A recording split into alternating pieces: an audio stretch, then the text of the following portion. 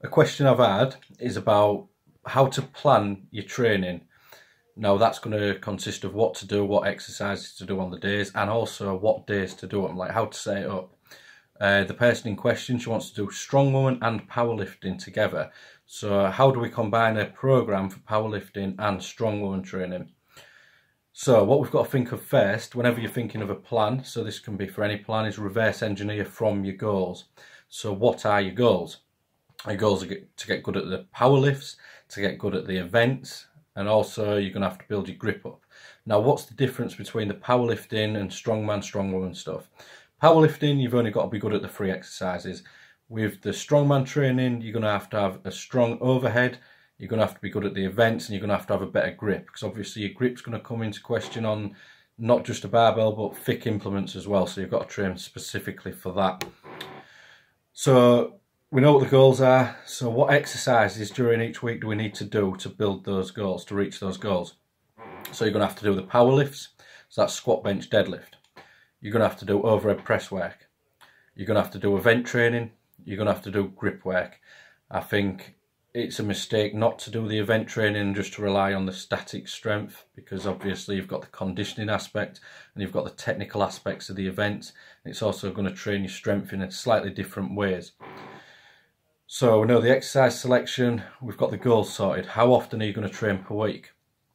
For me, the way I set up plans, generally 99.9% of people will train 3 or 4 times. For the strong woman, I'd generally advise 4 times if possible. It just fits in a little bit better the way that I'd set things out.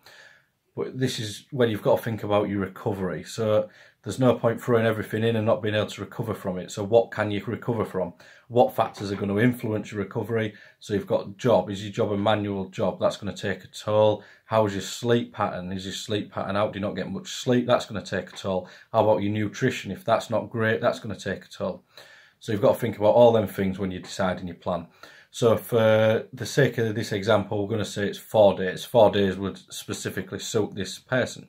Might not, but I'm just going to go with it. So what would we do on those days? We're going to say it out. We're going to do a squat on one day, and that's going to be a squat, then a squat variation. The squat variation is going to be something that's directly going to help the squat. So build your squat. It's generally going to be a sticking point at the low point. So we're going to do rack squats or pause squats for a lot of the time. After the 2 squat variations, what we're going to do next, chances are, with recovery in mind, you're not going to be able to do another heavy squat variation. It's going to be a little bit too much. So we're going to do a compound leg movement. So it's going to be building up strength on like a leg press, a hack squat, that kind of thing. It's going to develop good leg strength. That's your bread and butter. After that, you can think, right, I'm going to target my hamstrings a little bit. I'm going to do a little bit of extra quad work, which those 3 exercises, that's the bulk of the workout. That's the main stuff. The next session, we're going to do bench. We're going to focus on bench. Then we're going to do a tricep. Most of the time, I'd try and do a tricep dominant bench variation. So that'd be like a close grip bench press, a close grip board press. Now I'd do that because not only is it going to help your bench press, but it's also going to help your overhead lift.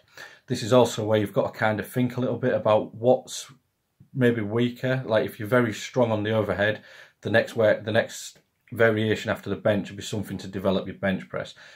If you're not as strong on the overhead, which most people aren't, then you do something to benefit your overhead. A tricep dominant bench variation is going to hit your bit of your bench, but it's also going to help you lock out in the overhead press.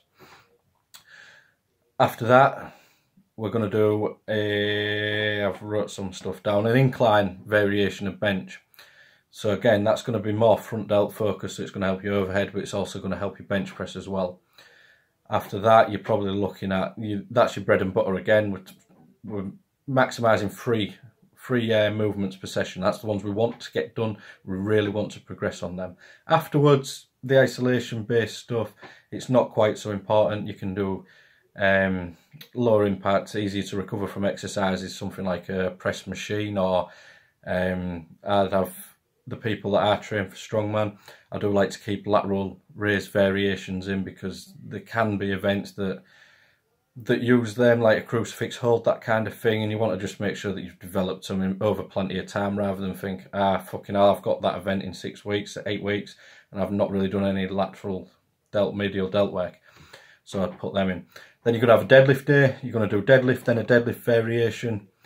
Then you're going to do a row variation. They're going to be your free bread and butter exercises. After that, you can train your lats and rear delts. Deadlift variations in strongman, you're generally going to be looking at pulling from a higher point, but also you want to develop your actual deadlift off the floor, so deficits are going to be good as well.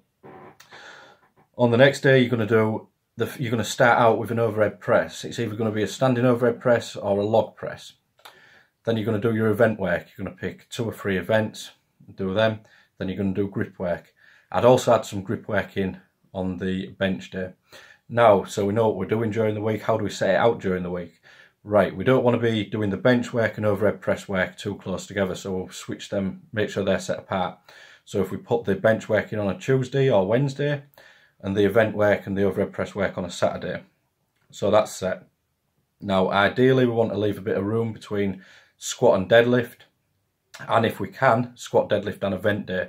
So to fit this in, something like squats on a Monday, deadlifts on a Thursday, event day is the Saturday. So that means, to recap, we're going to squat on a Monday, bench on a Wednesday or Tuesday or Wednesday, we're going to deadlift on a Thursday, and we're going to do the event work on a Saturday with the overhead press. So that spreads everything out nicely. And then the grip work is also spread out from a Tuesday, Wednesday with the bench work, and then Saturday with the event. Tuesday, Wednesday with the bench work, Saturday with the event stuff. So that's how I'd basically plan it out, a basic overview of what I'd do.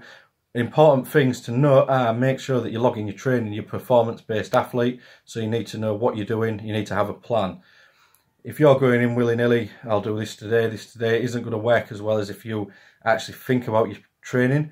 How are you going to periodise your training, even event work? So you don't want to be just going in, deciding what you're going to do on the day, doing a little bit, coming out. What you need a plan going in. Right, I deadlifted 120 kilo, 3 sets of 5 last week. What am I going to do this week? Am I going to go for 3 sets of 5 with a heavier weight? Am I going to drop the sets down and do less reps? But in either case, you need to be progressing. You need a plan to progress. And then obviously you're going to need your deload weeks in there. So that pretty much covers everything, I believe. Any more questions about it, just let me know. One little thing that I'd just mention is, if you've got a competition coming up, if it's either powerlifting or strongwoman, it's going to change your training, so you're going to put more emphasis on one or the other. Up to then, just build a base all around, get strong on everything. Right, thanks for watching. That's my thoughts on that.